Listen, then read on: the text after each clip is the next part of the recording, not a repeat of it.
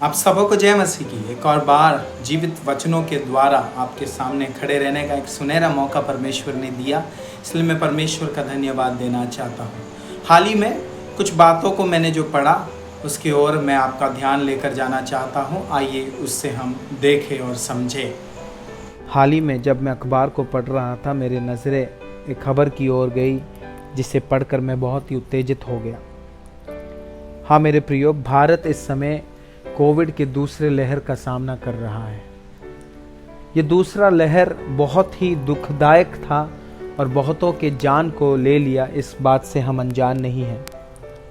और माना जा रहा है कि कोविड का तीसरा लहर आगमन में है और वो दूसरे लहर से भी और घातक और दुखदायक होगा, इसका अनुमान लगाया जा रहा है। भारत जब इस परिस्थितियों से जूझ रहा है, लड़ रहा है, अनेक देश भारत की मदद के लिए कार्यों को कर रहे हैं। उसमें से एक देश केन्या ने 12 टन अनाज को देकर भारत के इस दुखदायक समय में उनकी मदद के लिए सहायता भेजा है। इस सहायता को देखकर बहुत से लोग केन्या पर हंस रहे हैं। इतने बड़े भारत देश पर 12 टन अनाज कैसे पूर्ति होगा, इस बात को सवाल के रूप पर रखा गया है, मजाक बनाया जा रहा है। पर इस समय कितना दिया नहीं उन्होंने दिया, इस बात को हमें मन में रखना बहुत ज़रूरी है। मैं आप लोगों के बीच में केन्या के दान की एक दूसरी कहानी को आपके बीच में रखना चाहूँगा। ये 9/11 की बात है, जब अमेरिका में आतंकवादी हमले वर्ल्ड ट्रेड सेंटर में हुआ। आप जानते होंगे, एक दिन जब अमेरिका के नागरिक सुबह उठे और अपने कामकाज में गए, उन्होंने जीवन में कभी सोचा नहीं था कि ऐसे एक दुर्घटना उनके देश पर किया जाएगा। ऐसा एक आक्रमण आतंकवादियों के द्वारा वर्ल्ड ट्रेड सेंटर में किया जाएगा, कभी नहीं सोचा था। लोगों के जीवन बदल गए, उनके जीवन की परिस्थितियां बदल गई और पल भर समय में ये 2 ऊंचे इमारत नाश हो गया, तबाह हो गया। केन्या के यूनोसाइन नामक एक छोटा गांव जो केन्या और तंजानिया बॉर्डर के बीचों बीच है, वहां पर मसाई जनजाति के लोग इस गांव में रहते हैं। उनको वर्ल्ड ट्रेड सेंटर क्या है, ओसामा बिन लादेन कौन है, आतंकवादियों के द्वारा किया गए हमले के विषय में नहीं जानते थे। पर उनके ही एक बगल वाले कस्बे से जब एक मेडिकल स्टूडेंट जो अमेरिका में स्टैनफोर्ड यूनिवर्सिटी में पढ़ती थी, जिनका नाम केमिली नियोमिया थी, जब वो वापस केन्या में छुट्टी काटने के लिए अब आई, तब उसके द्वारा अमेरिका में 9/11 में हुए हमले के विषय में इन मसाई जनजाति लोगों ने सुना। इस मेडिकल स्टूडेंट ने बताया कि 2 ऊंचे इमारत थे जिसका नाम वर्ल्ड ट्रेड सेंटर था, कि काफी ऊंचा था, पर इन मसाई जनजाति के लोगों ने उसका विश्वास नहीं किया, क्योंकि उन्होंने कभी अपने जीवन में इतने ऊंचे इमारत कभी देखे ही नहीं है। उनके गांवों में तो छोटे छोटे मकान मिट्टी के बने होते हैं। वो मन में संकल्प भी नहीं कर सकते हैं कि ऐसे ऊंचे इमारत होंगे जिस पर खड़े रहकर छलांग लगा दे तो जिंदगी चले जा सकती है, मौत हो सकती है। उन्होंने तो अपने जीवन में जंगल में दिखने वाले जिराफ को ही देखा है जो सबसे ऊंचे होते हैं। इसलिए इस मेडिकल स्टूडेंट की बातों को उन्होंने विश्वास नहीं किया। पर धीरे धीरे जब इस मेडिकल स्टूडेंट ने बताया कि ये सत्य है, ये सच्ची बात है और ये घटना, ये दुर्घटना जो है अमेरिका में हुआ है, तब ये मसाई जनजाति लोग किसी न किसी रीति से मान गए और उन्हें इस दुर्घटना के विषय में सुनने के बाद अमेरिका के लोगों के प्रति बहुत ही दुख हुआ और उन्होंने सोचा कि इस दुख के समय में, इस कष्ट के समय में अमेरिका के साथ रहना बहुत ही जरूरी है। तो उसी मेडिकल स्टूडेंट के द्वारा नैरोबी, जो केन्या का राजधानी है, वहाँ पर एक यूएस एम्बेसी का दूतावास है, वहाँ के डेप्यूटी चीफ को इन मसाई जनजाति लोगों ने खत लिखा और उस खत में इस प्रकार उन्होंने व्यक्त किया कि हम अमेरिका के साथ इस दुख के समय में है और हमारा पूरा सहयोग उनके साथ रहेगा।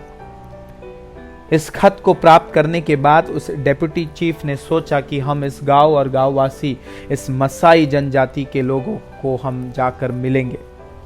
हवाई जहाज में वो इन मसाई जनजाति लोगों को मिलने के लिए आए। एक जगह पर वो हवाई जहाज उतरा, फिर काफी कच्ची सड़कों के द्वारा इस गांव में वो पहुंचे।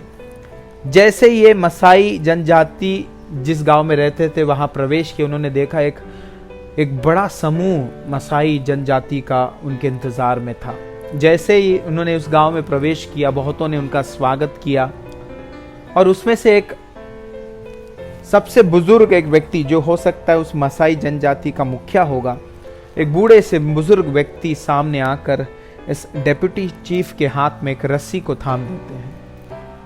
उस रस्सी को हाथ में लेकर ये डेप्यूटी चीफ देखता है तो उसकी दूसरे छोर 14 गायों को बांधकर उन्होंने रखा है। 14 गाय उस मसाई जनजाति के द्वारा अमेरिका के मदद के लिए उन्होंने देने का सोचा। उसे सुनकर, उसे देखकर ये डेप्यूटी चीफ जो है बहुत ही भावुक हो गए। मसाई जनजातियों के लिए ये गाय उनकी धन, उनकी संपत्ति, उनका सब कुछ है और इन 14 गायों को देकर वो अमेरिका जैसे शक्तिशाली देश की मदद करना चाहते थे। याद रखिए, यूनोसाइन गांव नामक एक छोटा से गांव इस बड़े शक्तिशाली देश की मदद करने की सोच रहे थे और उनके हाथों से उन्होंने बोर्ड बनाकर लिखा था कि अमेरिका के इस दुखदायी समय में मसाई जनजाति के लोग हम आपके साथ हैं।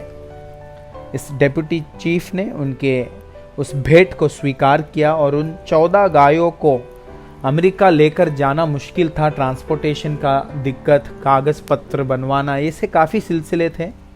इसलिए उन्होंने सोचा इन 14 गायों को वहाँ ही बेचकर उन पैसों के द्वारा जो 9/11 में मेमोरियल म्यूजियम में एक मसाई आभूषण को बनवाकर वहाँ इन 14 गायों को जो भेंट दिया, इन मसाई जनजातियों के याद में उस म्यूजियम में इस आभूषण को रखे, इस बात को वहाँ पर सोचा गया।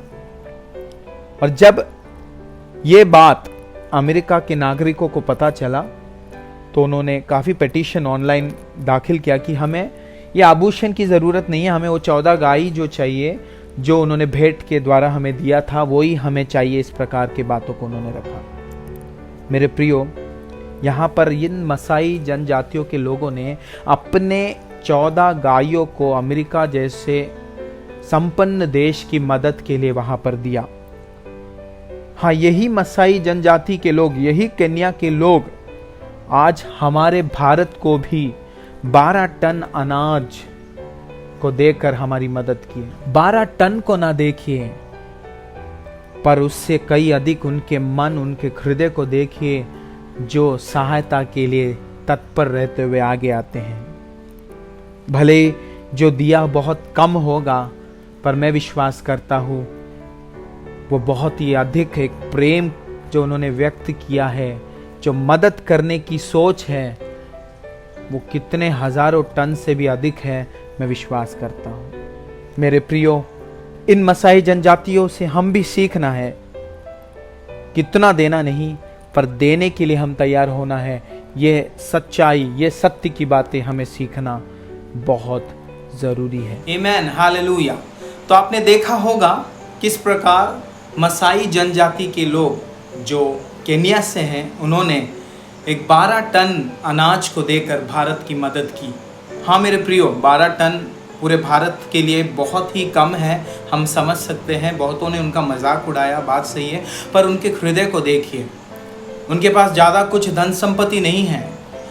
एक और बात आपने देखा होगा, 14 गायों को उन्होंने अमेरिका जैसे शक्तिशाली संपन्न देश को मदद के रूप पर उन्होंने दिया। मेरे प्रियो, जिस प्रकार अब्राहम के पास धन संपत्ति, ऊंट, बैल, गाय इस प्रकार थे, उस प्रकार इनकी धन संपत्ति है। 14 गाय बोले तो उनके लिए बहुत बड़ा एक धनराशि है। उनको भी दान के रूप पर, मदद के रूप पर देने का जो हृदय है, उसे समझना, सीखना बहुत ज़रूरी है। आज हम मसीह लोगों को इन मसाई जनजातियों से सीखने की ज़रूरत है कि हमें देना चाहिए। बाइबल भी हमें यही बात सिखाती है। लूका रचित सुसमाचार उसके 21 के 1 से लेकर 4 में हम भाग पढ़ सकते हैं। कंगाल विधवा के दान के विषय में यीशु मसीह कुछ बातों को कह रहे हैं। इस पर यहाँ पर इस प्रकार लिखा है, फिर उसने आँख उठाकर दान वालों को अपना दान भंडार में डालते देखा। उसने कंगाल विधवा को भी उसमें 2 दमड़ियाँ डालते देखा।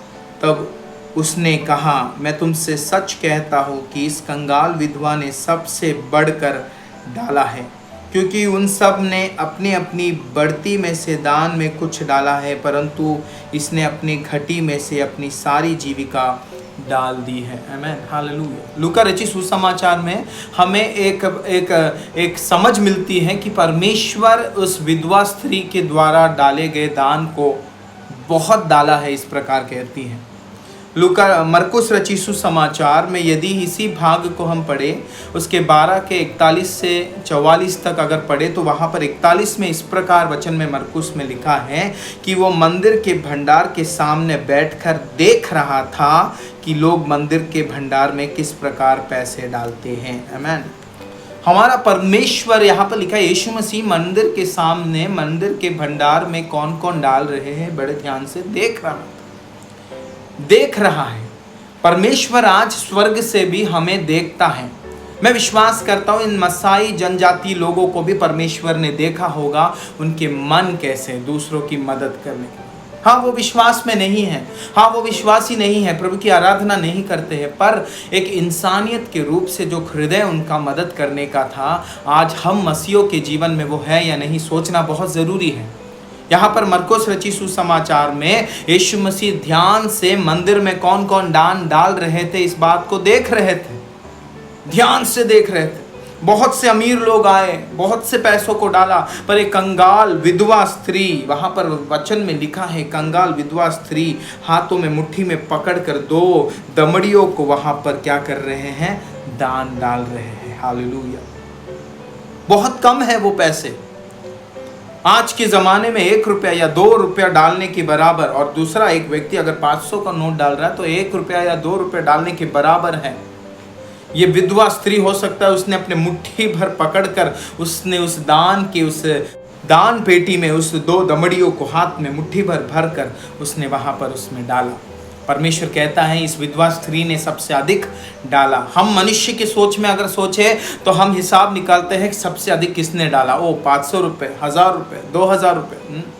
पर परमेश्वर कहता है इस विधवा स्त्री ने, जो कि मनुष्य की सोच से बहुत कम पैसे हैं, इसने सबसे अधिक डाला। क्यों? क्योंकि एक सच्चाई की बात वहाँ पर परमेश्वर कहलाना चाहते हैं। क्या? बाकियों ने तो अपने संपत्ति से जो बहुत कुछ है उनके पास, उसमें से कुछ भाग परमेश्वर के दान के लिए दिया, पर इस विधवा स्त्री ने उसके पास जो कुछ था, हो सकता है ये 2 दमड़ियाँ ही उसके पास रहा होगा। ये विधवा स्त्री, जो कंगाल विधवा स्त्री बताया गया है, जो आर्थिक रूप से बहुत निम्न है, ये कंगाल विधवा स्त्री इस 2 दमड़ियों को देते समय भी खुशी खुशी दे रही है और संपूर्ण रीति से दे रही है। ये परमेश्वर के लिए ग्रहण योग्य है। मेरे प्रियो, मुझे सुनने वाले आज मेरे प्रिय भाई और बहनों, परमेश्वर के लिए क्या हम दे वो सबसे उत्तम होना चाहिए और सब कुछ देने की कोशिश करें। यहाँ पर पैसों की ही बात नहीं, आपका समय, अगर आप अच्छा गा सकते हो तो आपके गीतों को, आपके प्रचारों को, अगर आप अच्छे से प्रार्थना कर सकते हो